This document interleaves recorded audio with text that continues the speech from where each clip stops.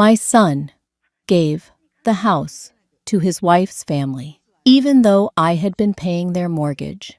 For 5 years, my name is Evelyn Carter, 70 years old. 5 years ago, I thought I was doing the right thing, paying off the mortgage on my son's house, hoping it would become a lasting home for the whole family. I paid with a lifetime of savings, with winters spent whispering to myself to spend less, with quiet nights counting every bill beneath the dim yellow light. But on the day I thought they'd call my name at the family gathering, I realized that house had been given to someone else. No questions, no glance back. Some things, if you don't hold on to them yourself, no one else will. And some sacrifices, if you don't learn to value them, will only echo in silence. If you've ever loved someone with all your heart, only to stand still in the moment they forgot you, then stay a while. This story is for you. 5 years, 60 months, over 1,800 days. I paid that mortgage without missing a single payment. Outside the diner window, the October wind pushed dry yellow leaves down the main street of Ashford. The old diner with its faded plastic booths and a country song playing low on the radio was still where I came every Tuesday morning. Black coffee, no cream, no sugar, a single slice of buttered toast. Same seat by the window, the one I used to share with him years ago. With every sip of coffee, I'd glance out the glass. In my mind, the old house would appear every brick, every step on the porch. I used to believe it would be my final place of rest. But some things can't be held on to, no matter how hard you try. More coffee. Mrs. Carter Marlene's voice, older waitress, stiff hair, sprayed, firm, soft smile. I nodded, flipped the paper to the back page, where tiny local news stories crowded together in quiet irrelevance. I'll leave the check here for you. Another nod. A few moments later, I reached into my purse, pulled out a few crumpled bills. 20%, no more, no less. I stood up, fastened my coat. The cold wind caught the collar as I pushed through the door. The smell of baked apple pie from the shop next door drifted into the air, and with it, a memory. The first time Frank and I held hands, walking down this very street on an October morning, just like this. The scent of pie in the air, half a lifetime ago. Frank was gone now, just me, and the house. The house. I went back to it, settled into the old porch swing that creaked beneath me, watched as the rose vines clung to the faded wooden walls. The flowers had long since died. Only dry, tangled stems remained, woven together like strands of time that refused to let go. I used to think that house would be the gift I'd leave for Mark, my only son.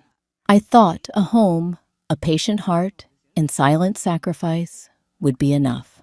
Frank died just as Mark was starting college. Those first years were hard. I worked and paid off hospital bills as best I could. When Mark married Chloe, I sold part of the land behind the house to help them with the down payment. When they struggled, I said yes. When they worried about affording their first child, I said yes. When Mark said they'd lose the house without help, I said yes. 5 years ago, I began sending money every month, quietly, like brewing my morning coffee. No one asked. I never demanded. I just thought, when I'm old, at least I'll have somewhere to rest, somewhere peaceful. A familiar car pulled up in front. Mark stepped out. White shirt, worn jeans, that same hurried look he always wore. I stood, straightened. My coat waited. Mom, he smiled gently. Chloe asked me to come talk to you. I nodded. I didn't ask, just waited. We're thinking of making this year's Thanksgiving a bit bigger. Chloe's family's coming and, Well, you know how it is. I nodded again. Mark looked down, avoiding my eyes.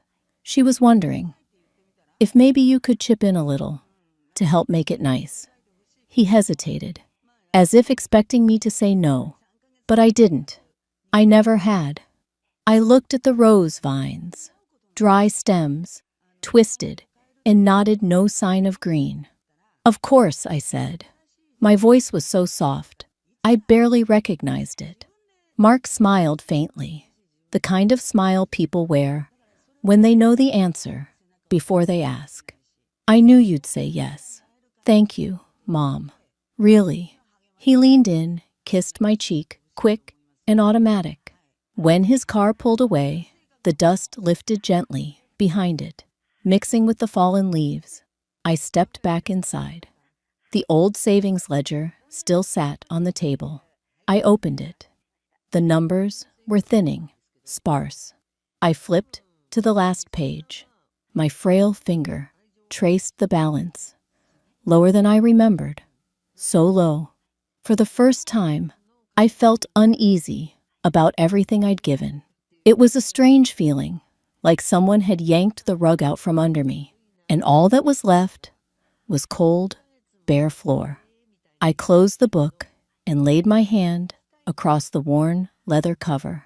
At this age, you start learning truths no one warned you about, that no one owes you anything. And sometimes, what you thought was solid ground was just an illusion. I told myself, just get through Thanksgiving. Maybe things will feel different. But sometimes, hope is just the excuse we use to hold on a little longer. That Thanksgiving, I finally understood some changes.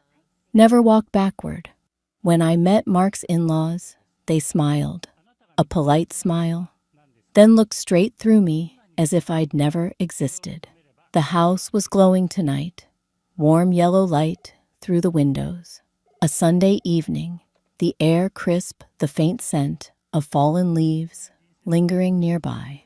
I stepped inside, adjusted my scarf, and wore the soft, practiced smile I'd grown used to, like a mask I no longer noticed.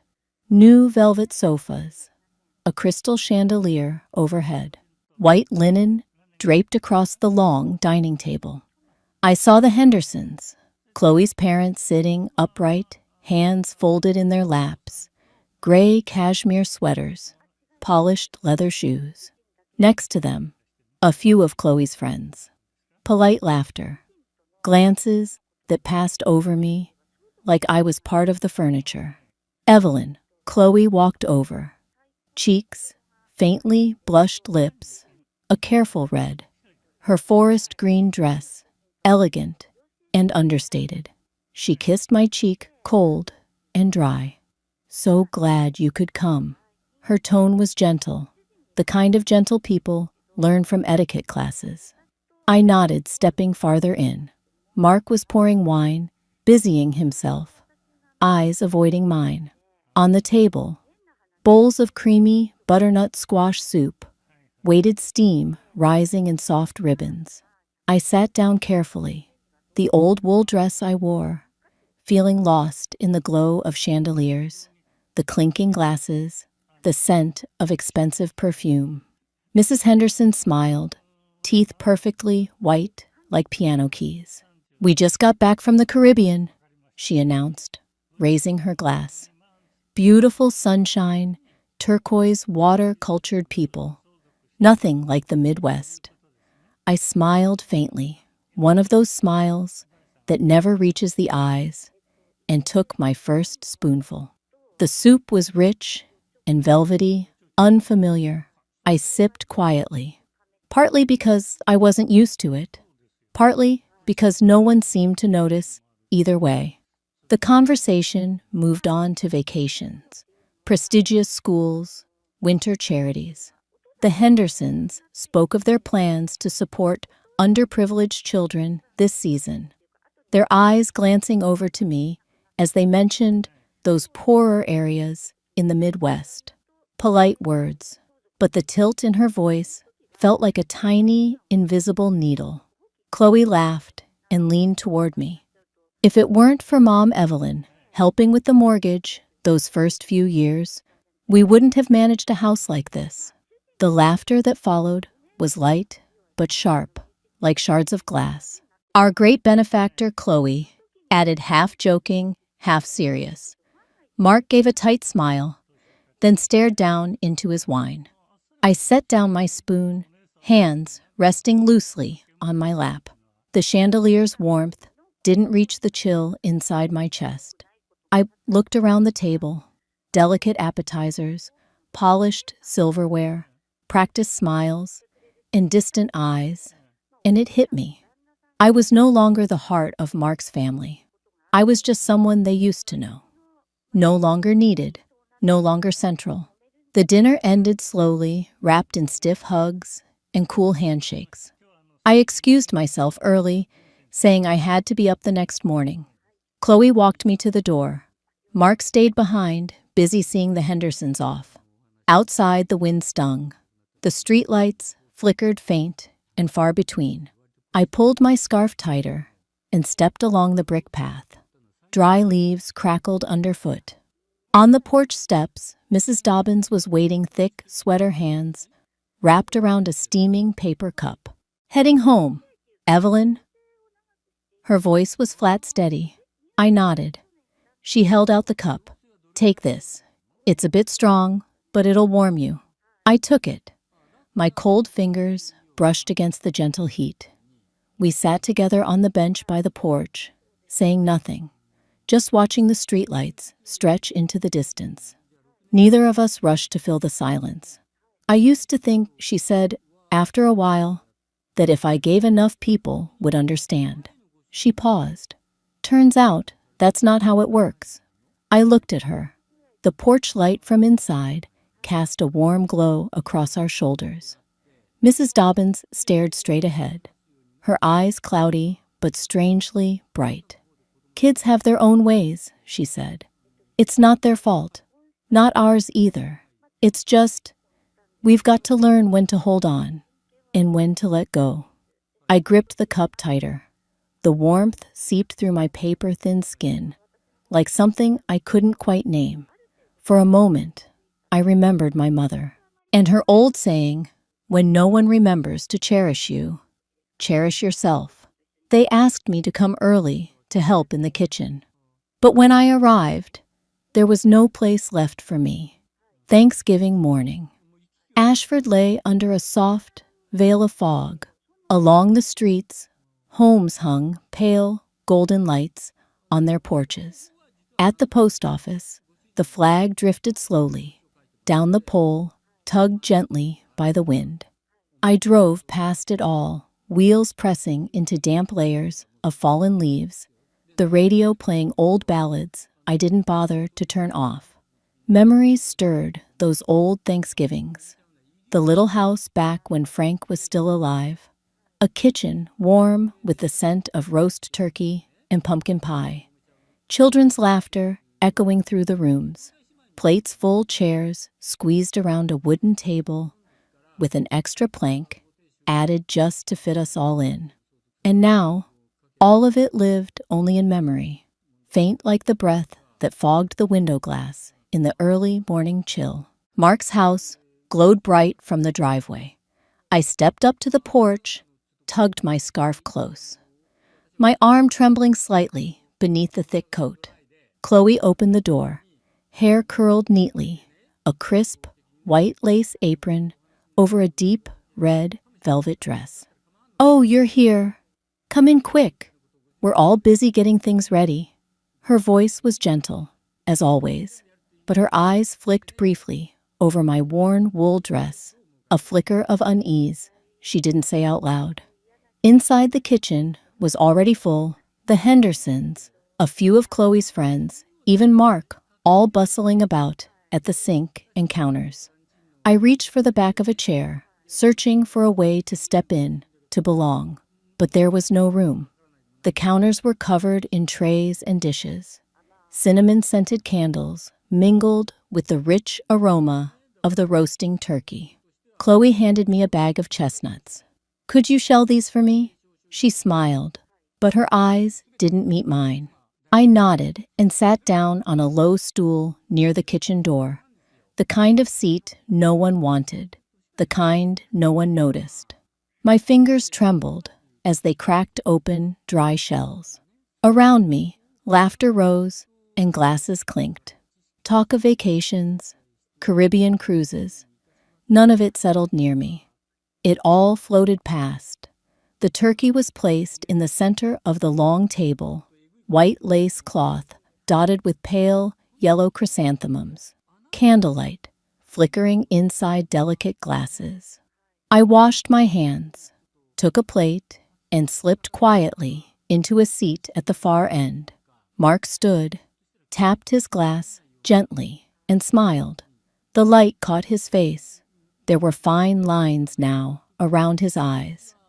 But in his gaze, I still saw the boy I once held in my arms. "I just want to thank everyone for coming today," he began. "And while we're all together," he paused, looked over at Chloe. She nodded her smile, holding something I couldn't quite read. "We wanted to share some good news. As we begin a new chapter in our little family, we've transferred the ownership of this home to Chloe and her parents." A quiet moment followed. Then applause broke the silence. Scattered, cheerful, congratulatory.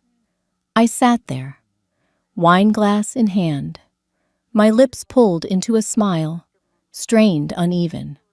The turkey still smelled delicious. The candles still flickered. The glasses clinked in celebration. But I heard none of it. Just a cold, hollow silence wrapping around me, like the morning fog outside. This house, the house I thought would be Mark's, the house I'd quietly paid for month after month, every brick, every inch of that garden tied to memories I'd watered with sacrifice. All of it given away. No conversation, no warning. Chloe laughed lightly, pouring more wine into my glass. "Now, you can finally rest, Mom Evelyn." Laughter again. I laughed too, but as I lifted the glass, my hand trembled. The wine shimmered gold beneath the candlelight. I drank it down. The burn hit the back of my throat, sharp and warm, but it couldn't thaw the cold in my chest.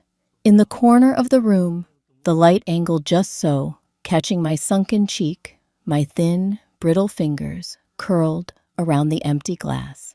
I set it down, gently, decisively, my last glass of wine in this house, and with it, I set down everything else I had left. They say the first one to walk away from the familiar is the one who lost. I don't believe that. It was the first morning of December, cold enough to numb the skin. The house was silent, except for the wheezing hum of the old heater. I woke earlier than usual, brewed a strong pot of coffee, and stood by the kitchen window, staring out at a sky pressed low with heavy gray clouds. On the porch, the season's first snowflakes drifted slowly past the glass, small and weightless. I wondered how many winters I'd stood here, waiting for something that was never going to come. Pulling my sweater tighter, I picked up the empty cardboard box and began to pack. Not much. A few faded photographs, some old books, the blue and white porcelain tea set Frank gave me for our anniversary. I wrapped everything carefully in soft towels and placed them inside. The wedding photo on the mantel. I removed it from its frame, folded it gently, and tucked it into my coat pocket. Every object that passed through my hands was a piece of memory. But this time, I didn't let myself get lost in it. My mother used to say, "No one's coming to save you but yourself." When I closed the last box, I exhaled long and quiet. The sound stretched out in the empty kitchen, echoing like a spoon dropped in the dark. That's when I heard the car pull up outside. Through the fogged window, I saw Mark, gray coat hands in his pockets, hesitating. I opened the door. He climbed the steps, eyes lowered. "Mom, you're really leaving?" I nodded, tightening my scarf. He stepped closer. The scent of cheap cologne and cold air mixed in the space between us. "You don't have to do this. We still have room." His voice trailed off, as if he didn't quite believe the words himself. I looked him in the eyes, the same eyes that once welled up when he took his first steps, that once gleamed with pride the day he graduated. Now, they just looked unsure, distant. I breathed in, deep, felt the cold settle into my bones, and replied, steady, quiet, "I've given enough, Mark. This house and all the hope I poured into it, it's time I let it go." Mark pressed his lips together, but said nothing more. I turned, closed the door behind me, and didn't look back to watch him fade from the porch. I locked the door. The metal key chilled my fingers. For the first time, I didn't pause to look at the rose vines on the railing. Didn't glance back at the house from the steps. I simply walked. Ashford's streets were hushed beneath the snow. White blanketed the rooftops. Bare oak trees cast long, thin shadows across the frozen ground. My car started slowly, tires crunching over ice. I stopped by the bank on the corner. The glass windows fogged the old wooden sign hanging low. Inside, the tellers were familiar faces from the diner. They nodded, half surprised, half understanding. A young woman with her hair tied back gave me a small, polite smile as I requested to close the auxiliary account, the one I used to send money to Mark each month. "Mrs. Carter, right, I've seen you at Johnson's Diner." I nodded, eyes on the form. "I remember you used to sit by the window, reading the paper every morning." She smiled again softly. I didn't answer. I signed the papers, gathered my bag, and left. Outside, I ran into Mrs. Dobbins, standing by the fence, holding a warm apple pie, wrapped clumsily in a checkered cloth. "Baked this morning," she said, extending it toward me. I took it. The warmth seeped through the cloth into my cold hands. "Good luck, Evelyn." She didn't say anything else. She didn't need to. Those who've weathered enough storms know the kindest wishes are often the ones left unsaid. I nodded in thanks and moved on. When I returned to the house, I paused, not to look. Not out of regret, but to confirm something to myself. I had done enough. I had loved. I had sacrificed. I had waited. And now I chose to end it. I opened the trunk, placed the box inside. One hand held the pie. The other slid the key into the ignition. The door closed, sealing me off from the cold. I didn't call Mark, didn't message Chloe, didn't tell anyone I was leaving. This quiet departure was the last thing I still owned, the one thing that was mine. I started the engine. The car rolled forward. White snow faded in the rearview mirror. No one stood at the door to wave me off. No lights turned on. No hands reached out. I drove on, didn't look back. The house was no longer home. I wasn't leaving. I was choosing myself. I used to think my life was down to just waiting. Turns out, I still had the right to begin again. The little house sat tucked away at the end of a dirt road on the edge of Ashford. A weathered wooden cottage with a dull gray roof, its front yard bare and blanketed in snow. The windows were tiny, the curtains faded, but the winter sunlight still slipped through, casting faint streaks of light across the patchy wooden floor. I stood at the steps, the new key pinched between two fingers. No red ribbon, no congratulatory applause, like the first time Frank and I bought a house. Back then, we were young broke, but believed everything was still ahead of us. That first home was just as small and just as worn as this one, but it smelled of fresh paint and morning sun pouring in through the windows, the kind of light that makes you believe tomorrow might be better. I drew in a deep breath and slid the key into the lock. The door creaked open, releasing the scent of damp wood and dust. I didn't flinch, just stepped inside and flipped the light switch, a flickering, dim bulb overhead. I set my bag down on the floor, unwound my scarf. Outside, the wind shook the bare apple tree in the yard, casting long, thin shadows across the snow. Buying a house on my own, no permission, no advice, no waiting, just me. It felt both freeing and terrifying. An emptiness I recognized but couldn't quite name. Like sitting in a dark room, knowing the light is there. If only I'd reach for it. 2 days later, I started fixing things up.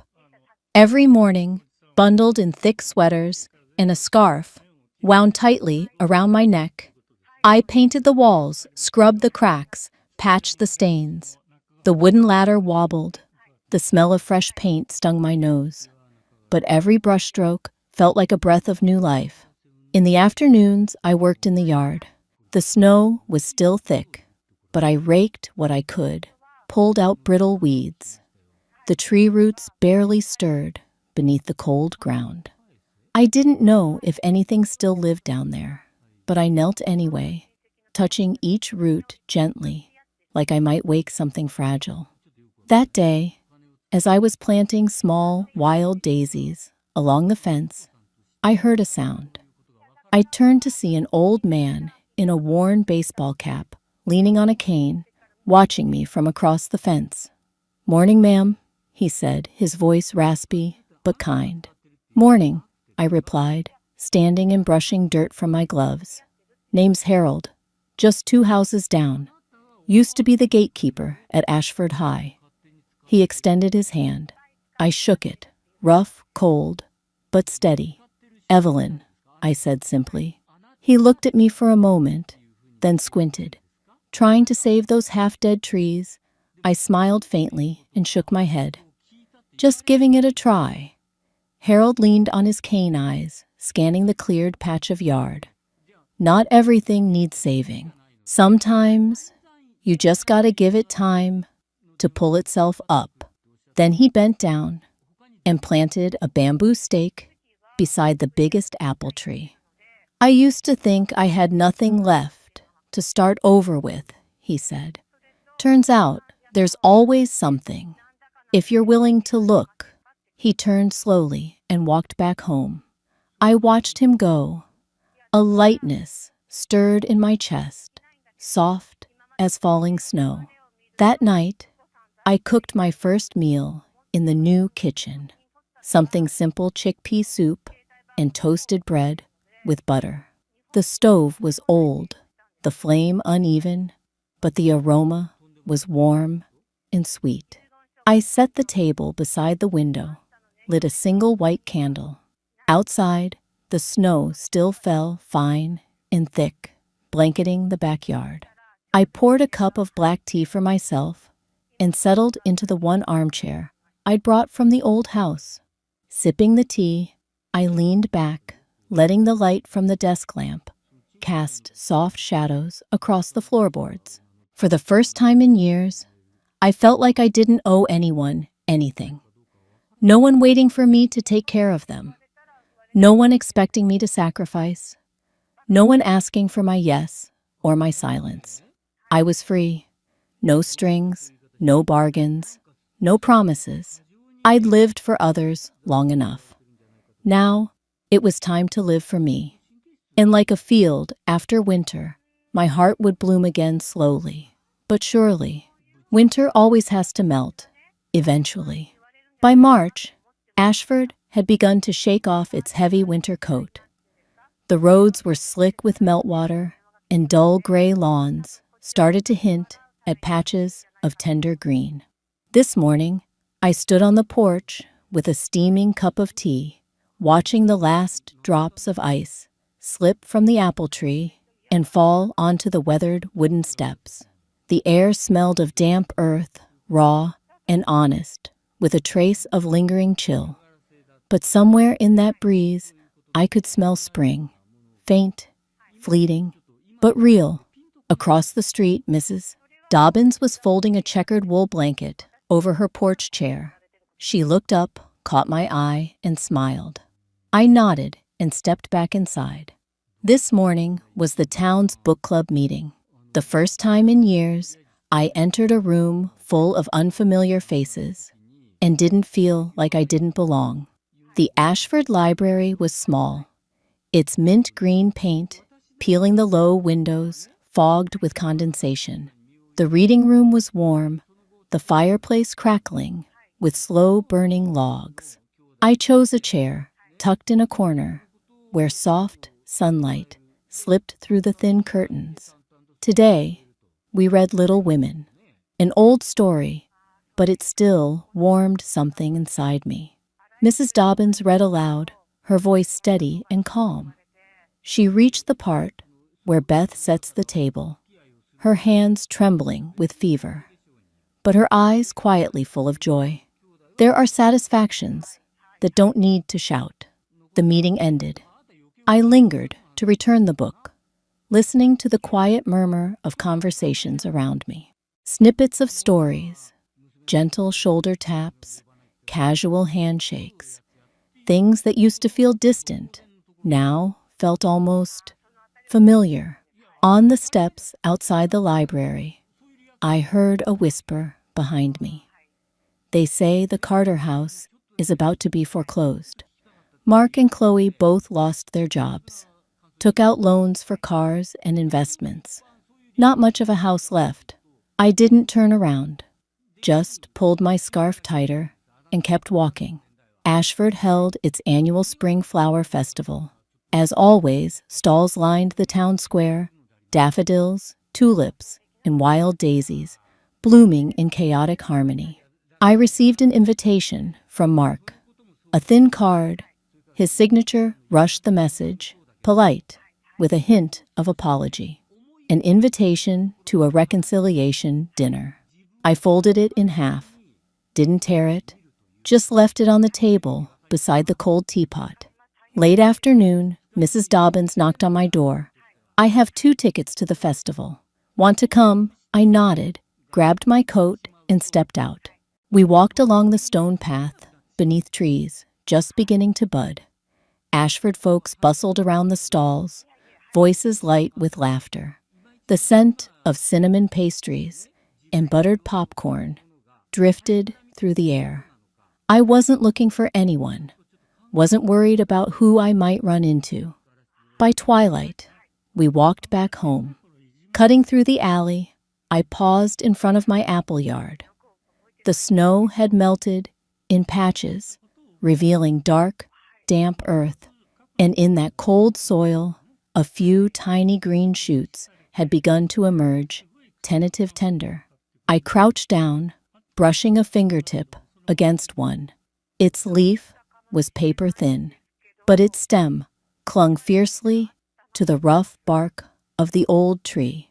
I smiled, a real smile, not forced, not sad. I had survived the winter, not just the one outside, but the one inside me. The long, quiet winter that felt like it would never end. And now, looking at those fragile buds, pushing through hardened ground, I knew I had done the same. I didn't need anyone to give me spring. I had planted it myself.